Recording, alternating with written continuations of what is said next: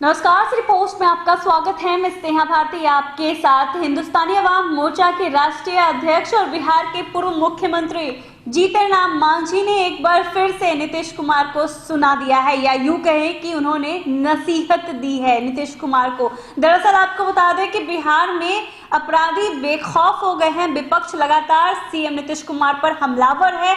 इस बीच अब जीतन राम मांझी ने भी नीतीश कुमार को नसीहत दे डाली है। दरअसल आपको बता दें कि पिछले दिनों मांझी गुणगान गा रहे थे नीतीश कुमार के, लेकिन एक बार फिर से नीतीश कुमार के प्रति मांझी के तेवर बदले बदले नजर आ रहे हैं और उन्होंने ट्वीट कर नसीहत दी है। क्या कुछ ट्वीट किया है, क्या कुछ कहा है मांझी ने, अनुराग से जानते हैं। बिल्कुल स्नेहा, जो आपने कहा कि मांझी के तेवर बदले बदले से नजर आ रहे हैं। जो पिछले दिनों नीतीश कुमार का गुणगान करते नहीं थक रहे थे, अब आज नीतीश कुमार को नसीहत दे रहे हैं। स्नेहा, बात ही कुछ ऐसी है, बिहार के अंदर क्राइम आउट ऑफ कंट्रोल हो गया है। राजद विपक्ष जो है बार बार आरोप लगा रहा है, तो अब मांझी के सब्र का बांध भी टूट गया है और मांझी ने बड़ी बात कह दी है नीतीश कुमार को। सीएम नीतीश कुमार को उन्हें संबोधित करते हुए बड़ी बात कह दी है स्नेहा, और इसमें सबसे बड़ी बात, उन्होंने राम नाम का सहारा लिया है। जी हाँ स्नेहा, राम नाम का सहारा लेते हुए मांझी ने नीतीश कुमार को सुना दिया है, खरी खरी कह दी है कि बिहार में क्राइम आउट ऑफ कंट्रोल है, तो उसके लिए क्या कुछ करना होगा। हम पहले आपको ट्वीट बताते हैं जो मांझी ने लिखा है।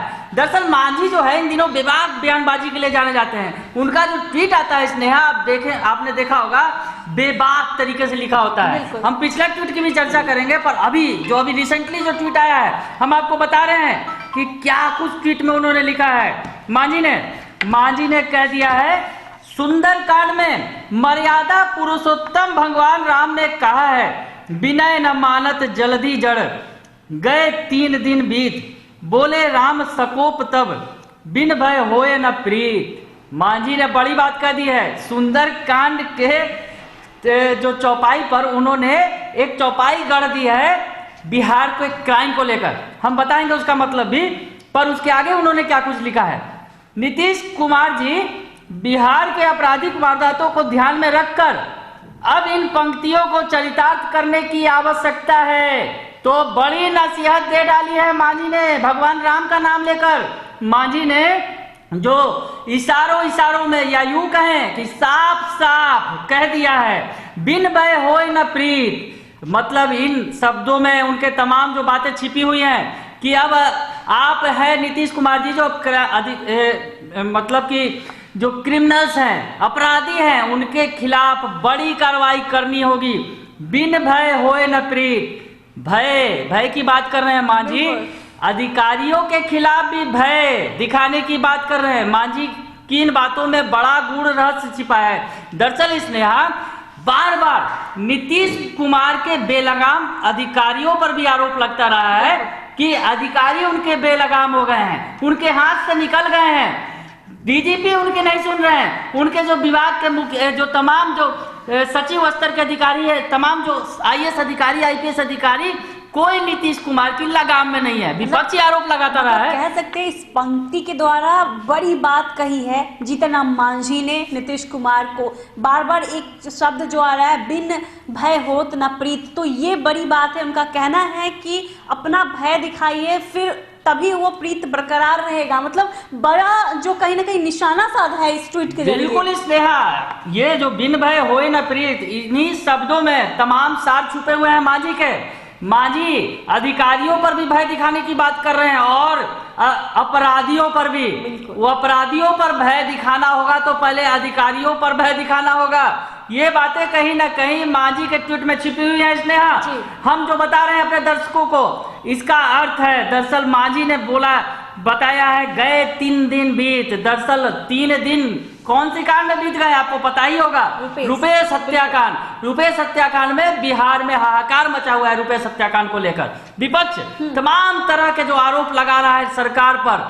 कल नीतीश कुमार का आपने रौद्र रूप भी देखा, जब मीडिया ने सवाल पूछा तो वो भड़क गए और भड़क के उन्होंने तमाम बातें मीडिया को ही नसीहत दे दी और कहा कि आप ही बता दीजिए अगर कोई क्लू है आपके पास तो। और मीडिया ने जब शिकायत की कि डीजीपी साहब फोन ही नहीं उठाते हैं, तो तो डीजीपी साहब को फोन पर लगाकर उन्होंने वहीं पर सुना भी दिया। तमाम बातें आपने देखी स्नेहा कि नीतीश कुमार भड़क जा रहे हैं। जब उनके सुशासन पर सवाल उठ रहे हैं तो वो भड़क जा रहे हैं। तो मांझी ने भी अब कहीं ना कहीं सवाल उठा दिया है, इशारों में ही सही, पर नीतीश को नसीहत दे दी है कि आपराधिक वारदातों को ध्यान में रखकर अब इन पंक्तियों को चरितार्थ करने की आवश्यकता है। मतलब मांझी ने संकेत दे दिया है कि नीतीश कुमार जी अब बड़े कदम उठाने होंगे, कड़े कदम उठाने होंगे। बिहार में क्राइम आउट ऑफ कंट्रोल होता जा रहा है स्नेहा। बिल्कुल, तो मांझी ने नीतीश कुमार को नसीहत दी है। जीतन राम मांझी ने कड़े कदम उठाने के लिए नीतीश कुमार को कह दिया है। ट्विटर के जरिए उन्होंने एक पंक्ति पोस्ट किया है, जी हाँ, और उस पंक्ति के द्वारा नीतीश कुमार को कहीं ना कहीं नसीहत तो दिया ही है उन्होंने, साथ ही साथ समझाने की भी कोशिश की है कि अब एक्शन की घड़ी आ चुकी है, कोई बड़ा एक्शन लीजिए नीतीश कुमार। बिल्कुल स्नेहा, जो आपने कहा कि एक्शन लेने की घड़ी, हालांकि अगर हम बात कर रहे थे मांझी की तो 2 लाइन ये भी बता देते हैं दर्शकों को कि उन्होंने पिछले दिनों जमकर उनकी पैरवी भी की थी।